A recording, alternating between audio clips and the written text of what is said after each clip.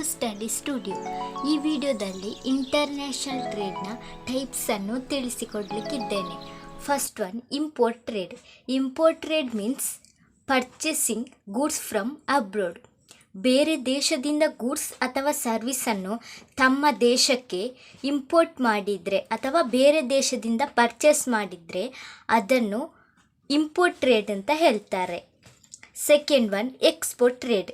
Export trade means selling of goods to other or foreign country. Goods ಅಥವಾ ಸರ್ವಿಸನ್ನು ತಮ್ಮ ದೇಶದಿಂದ ಇನ್ನೊಂದು ದೇಶಕ್ಕೆ ಸೇಲ್ ಮಾಡೋದು ಅಥವಾ ಎಕ್ಸ್ಪೋರ್ಟ್ ಮಾಡೋದಾದರೆ ಅದನ್ನು ಎಕ್ಸ್ಪೋರ್ಟ್ ಟ್ರೇಡ್ ಅಂತ ಹೇಳ್ತಾರೆ. Third one, entrepot trade. It is the importing of goods from one country with the objective of exporting to some other country. Entrepot trade ಅಂದರೆ ಒಂದು ದೇಶದಿಂದ ಗೂಡ್ಸನ್ನು ಪರ್ಚೇಸ್ ಮಾಡಿ ಅದನ್ನು ಇನ್ನೊಂದು ದೇಶಕ್ಕೆ ಎಕ್ಸ್ಪೋರ್ಟ್ ಮಾಡೋದು, ಸೇಲ್ ಮಾಡೋದು. ಇದನ್ನು ಇಂಟರ್ಪೋರ್ಟ್ ಟ್ರೇಡ್ ಅಂತ ಕರೀತಾರೆ. ಇದರಲ್ಲಿ ಇಂಪೋರ್ಟ್ ಮತ್ತು ಎಕ್ಸ್ಪೋರ್ಟ್ ಅನ್ನುವ ಎರಡು ಕಾನ್ಸೆಪ್ಟ್ಗಳು ಇನ್ವಾಲ್ವ್ ಆಗ್ತದೆ. ಒಂದು ದೇಶದಿಂದ ಆ ಗೂಡ್ಸನ್ನು ಪರ್ಚೇಸ್ ಮಾಡಿ ಅದನ್ನು ಹಾಗೆ ಇನ್ನೊಂದು ದೇಶಕ್ಕೆ ಸೇಲ್ ಮಾಡ್ಬೋದು ಅಥವಾ ಅದನ್ನು ರೀಪ್ರೊಸೆಸ್ ಮಾಡಿ ಅಂದರೆ ರೀಪ್ಯಾಕೇಜಿಂಗ್ ಮಾಡಿ ಆಗಿರ್ಬೋದು, ರೀಪ್ರೊಸೆಸ್ ಮಾಡಿ ಆಗಿರ್ಬೋದು, ಅದನ್ನು ಇನ್ನೊಂದು ದೇಶಕ್ಕೆ ಸೇಲ್ ಮಾಡ್ತಾರೆ. ಅಥವಾ ಯಾವ ರೀತಿ ಪರ್ಚೇಸ್ ಮಾಡಿದ್ದಾರೆ ಅದೇ ರೀತಿಯಲ್ಲಿ ಇನ್ನೊಂದು ದೇಶಕ್ಕೆ ಅದನ್ನು ಹಾಗೆ ಸೇಲ್ ಮಾಡ್ಬೋದು. ಇದನ್ನು ಇಂಟರ್ಪೋರ್ಟ್ ಟ್ರೇಡ್ ಅಂತ ಕರೀತಾರೆ. One, visible trade.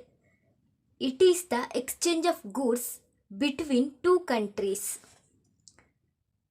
Visible trade ಅಂದರೆ ಸ್ಪರ್ಶಿಸಬಹುದಾದ ಉತ್ಪನ್ನಗಳನ್ನು ಇಂಪೋರ್ಟ್ ಮಾಡ್ಬೋದು ಅಥವಾ ಎಕ್ಸ್ಪೋರ್ಟ್ ಮಾಡಿದ್ರೆ ಅದನ್ನು ವಿಸಿಬಲ್ ಟ್ರೇಡ್ ಅಂತ ಕರೀತಾರೆ. ಸ್ಪರ್ಶಿಸಬಹುದಾದ ಉತ್ಪನ್ನ ಅಂದರೆ ಗೂಡ್ಸ್. ಯಾಕಂದರೆ ನಾವು ಗೂಡ್ಸನ್ನು ಟಚ್ ಮಾಡ್ಬೋದು ಅಥವಾ ಗೂಡ್ಸನ್ನು ನಮಗೆ ನೋಡಲಿಕ್ಕೆ ಸಾಧ್ಯ ಆಗ್ತದೆ.